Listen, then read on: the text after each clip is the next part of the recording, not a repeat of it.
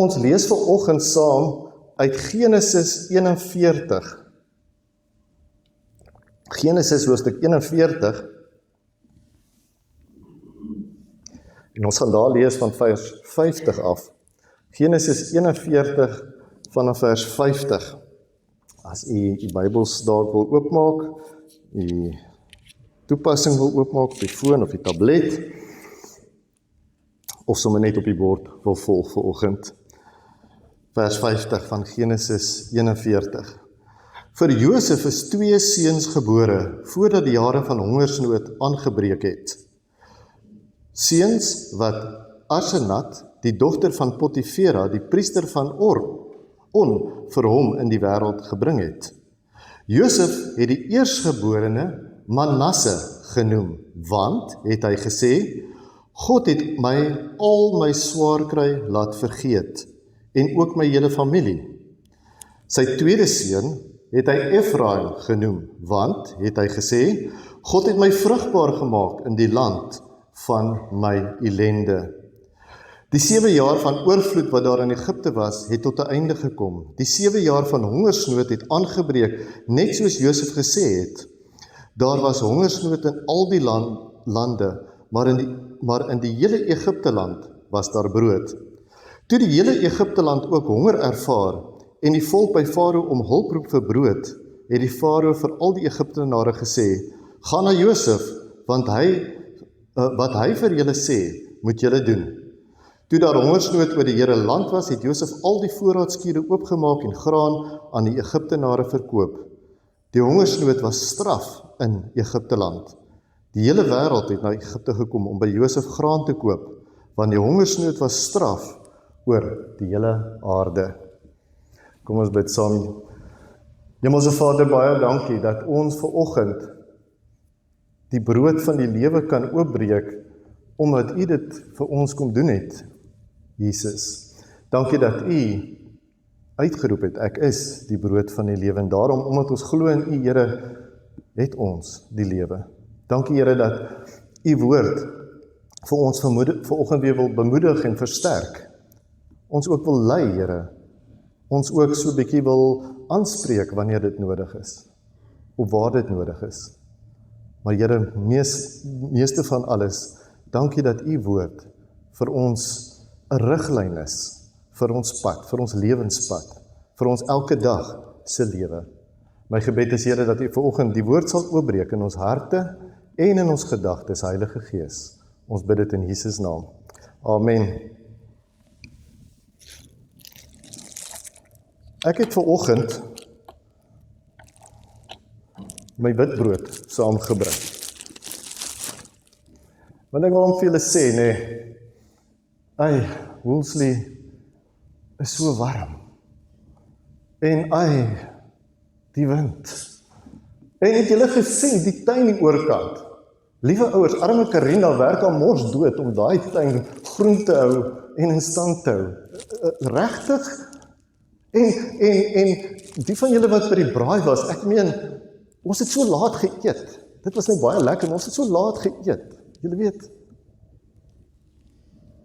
Daar is 'n spreekwoord wat sê, om te kla met die witbrood onder jou arm. Ken julle dit? Ek glo julle het dit al gehoor, nee. Ek wil vanoggend so 'n bietjie met ons praat, nee, oor hierdie kla wat ons so somtyds oor ons lippe laat kom. En Josef se optrede en gesindheid wys vir ons hoekom hy gedoen het wat hy gedoen het. So benewens die feit dat hy vasgeval geraak het in sy omstandighede en die onreg wat teen hom was en die swaar kry, die feit dat hy nie daarin vasgeval geraak het, het hy nie gaan lê nie, maar altyd vasgehou aan God se droom vir hom. Wat doen Josef? Hy bly 'n gesindheid van dankbaarheid handhaaf. Hy reageer nie met bitterheid, met haat of met vergelding nie. En daarom is ons tema vanoggend, Josef leef uit dankbaarheid. Josef leef uit dankbaarheid. Josef hou vas aan God en ons sien sy gesindheid in die name wat hy vir sy kinders gegee het. Manasse was die oudste seun, en die betekenis van daai naam is, God het my laat vergeet. Die tweede kind was Efraim, wat beteken, God het my vrugbaar gemaak. God het my laat vergeet, en God het my vrugbaar gemaak. Nou ek weet, dit is nie altyd maklik om dankbaar te wees nie. Om die waarheid te sê, in ons eie krag is dit meestal onmoontlik. Maar Josef leer ons die moedigheid om oor te gee aan God en om dankbaar te bly.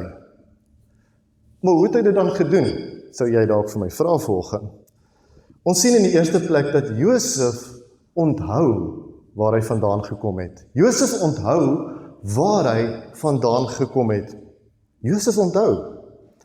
Hy onthou dat hy vergeet het van alles wat teen hom was. Hy onthou dat God se hand in sy lewe en God se goedheid by hom was.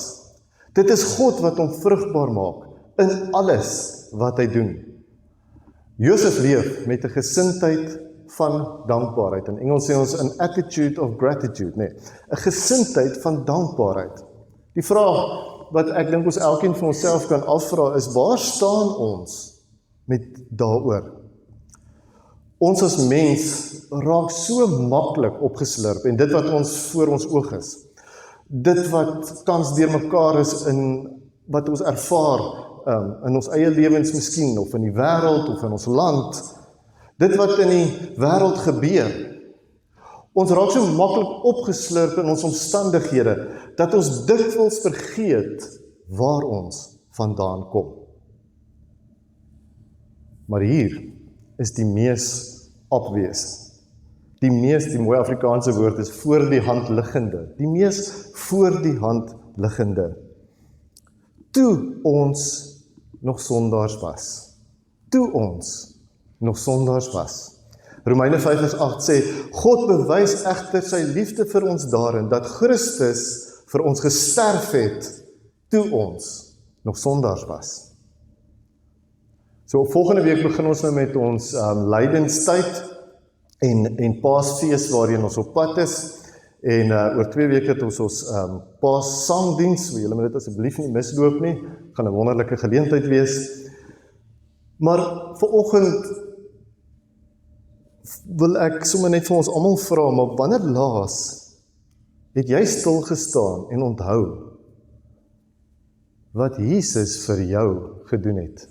Wat het Jesus vir jou gedoen het? Wanneer laas het jy werklik vir hom dankie gesê vir die feit dat hy jou dood aan 'n kruis gesterf het? En ek bedoel soos in werklik gesterf het, werklik gedink het aan hierdie dood wat hy vir jou gesterf het. Wanneer laas het dit werklik iets gewees waaroor jy net vir 'n oomblik gedink het en dit deel gemaak het van jou gedagtes in jou hart en jou lewe? Wanneer laas het jy dit gedoen uit 'n diepe uit jou hart uit die diepte van jou hart uit, in 'n oomblik van stille meditasie?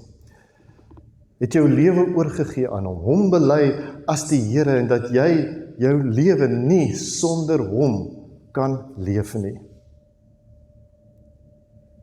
Wanneer laas het jy werklik in geloof na hom toe gekom en in hom gestaan?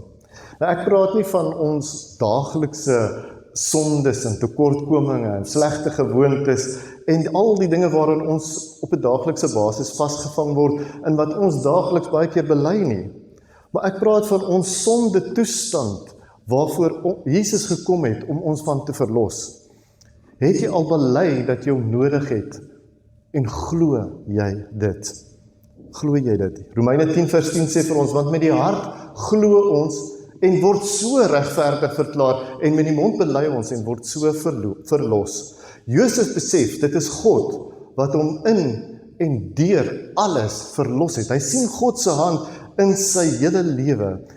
So ek wil vir ons vanoggend 'n geleentheid gee om weer te onthou wie ons as sondaars was en dat ons nou God se kinders is. In Christus is ons God se kinders. In Christus alleen. Daar is niks uit onsself nie. Dit is net genade alleenlik.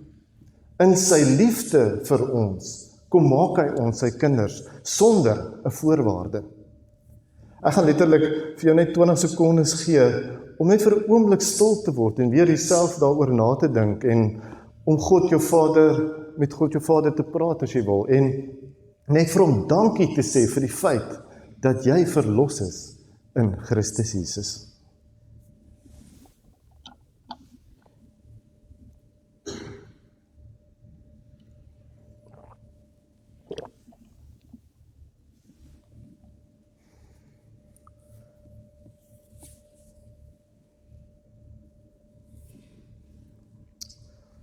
Toe ons nog sondaars was, het hy dit reeds vir ons kom gee. Maar dan is daar ook God se hand dwars deur ons lewe. In elke aspek is God teenwoordig, soos by Josef. En God is op pad met ons. Wanneer ons terugdink oor waar ons vandaan gekom het en waar ons is. Dalk voel jy nie vanoggend dat jy op 'n goeie plek is nie, of dat omstandighede miskien 'n bietjie te erg is vir jou, of dat jy dalk onder die omstandighede is. Dalk voel jy vanoggend oorweldig oor al die wonderlike dinge wat die Here in jou lewe gedoen het, die afgelope jare, hierdie jaar, die laaste paar maande. As ons kyk na Josef, sien ons hy skroom nie vir een oomblik om God te bly dien nie, sy afhanklikheid van God te bely nie, en dankbaar te wees nie, en daarom lei God hom op hierdie pad om sy doel met hom te bereik. Wanneer ons God so vertrou, hom so dien, en ons sy hand sien in ons lewe, om die onmenslike te doen, Maar selfs in daai tye waar ons dalk opstandig is, kwaad is, waar ons dalk moedswillig is, waar ons dalk voel, maar hoekom het die Here, selfs in daai oomblikke, sal God ons nie los nie, want hy is getrou. Sy liefde hang nie van ons. Ons getrouheid, ons gemoed, ons algemene besef van dit af nie. Hy is daar vir ons, en daarom lei hy ons selfs deur daardie tye om terug te kom na hom toe, want hy is getrou. Hy lei ons sodat ons kan terugdink en onthou en sien waar ons was en waar ons nou is. Toe ons nog sondaars was. Ek wil jou vanoggend aanmoedig om terug te kyk en dankbaar te wees vir God se hand op jou lewenspad en Jesus se liefde om jou te kom verlos het.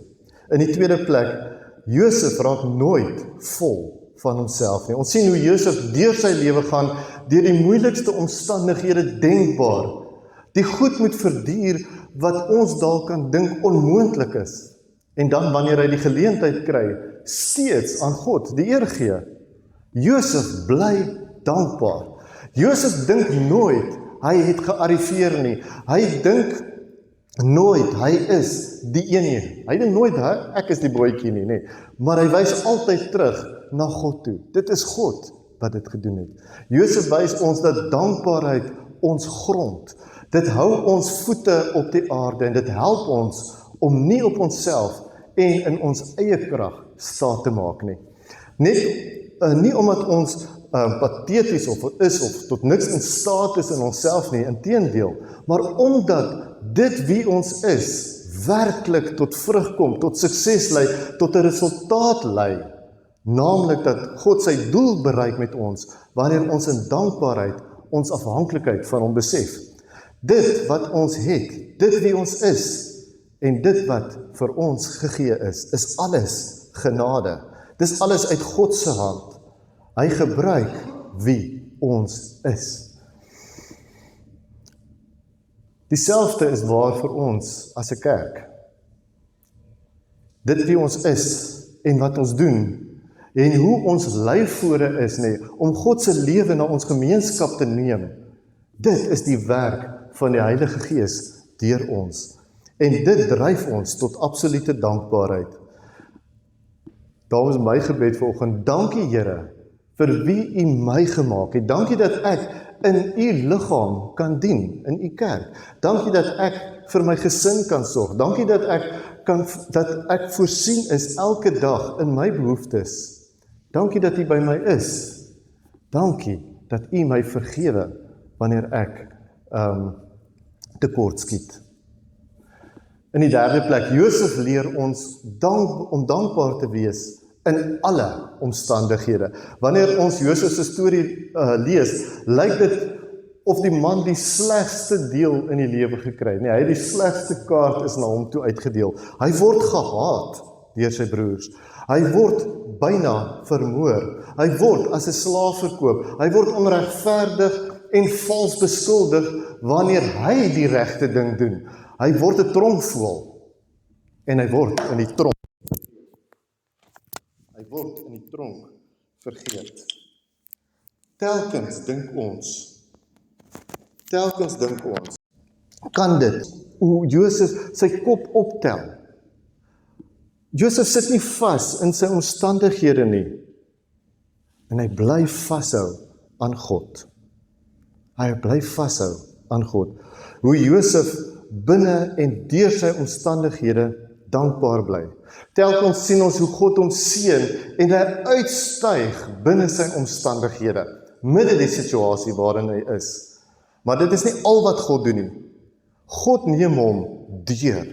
God neem hom deur hierdie tyd, deur die vallei van doodskaduwee, Psalm 23 vers 4.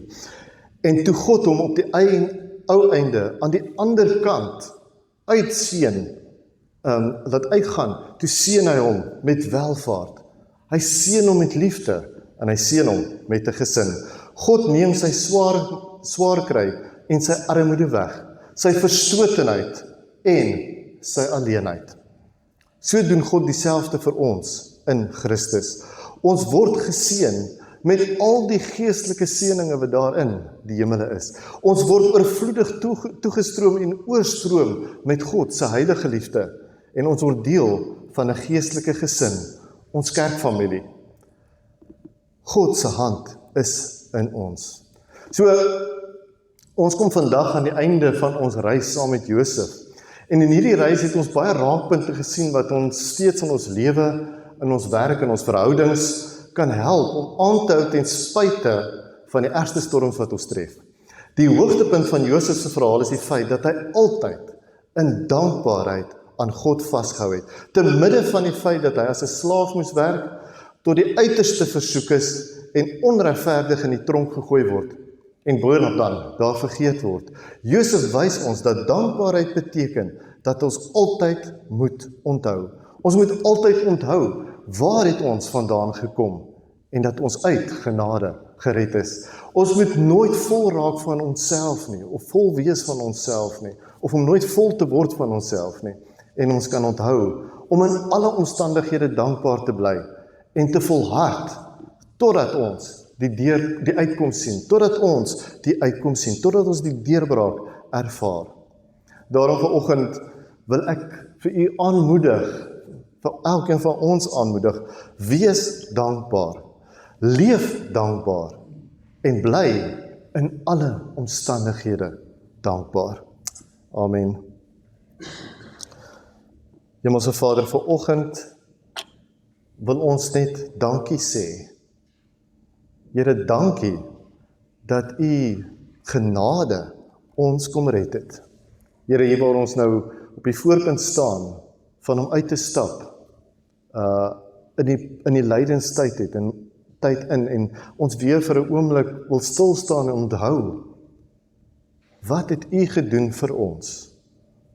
Here, wil ons net ons harte kom vul met dankbaarheid. Dankbaarheid dat u ons kom red het, toe ons nog sondaars was. Here, dat u by ons is, in en deur ons lewens, dat u ons nooit los nie, dat u ons nooit verlaat nie, Here, en dat u altyd vir ons vashou. Help ons, Here, om wanneer ons voel, ons wil begin murmureer, wanneer ons voel, ons wil te veel fokus op die negatiewe en die goed wat vir ons nie op daai oomblik reg is of werk nie, om in dankbaarheid te bly in alle omstandighede. Help ons, Here, om soos Josef altyd die rigting terug te wys na U toe, om te sê, maar God het in my lewe gewerk, hy was by my, hy het my gehelp. Help ons Here wanneer dit vir ons onmoontlik is, Heilige Gees, en dankie dat U by ons is. Ek bid vanoggend Here vir ons as kerk, ek bid vir elke individu Here, vir elke lidmaat, ek bid Here vir elkeen wat besig is in hierdie tyd met oeste en besig is daar met om daai vrug in te bring. Here, ons bid vir al ons ander mense in ons gemeente wat op hulle manier betrokke is, op soveel maniere, of op ander plekke besig is om te werk. Here, ons dra ons senior mense in huis mosterd soek op en elkeen wat siek is vanoggend en bid, Vader, dat U hand by hulle sal wees. Ons dank U daarvoor in Jesus se kosbare naam. Amen.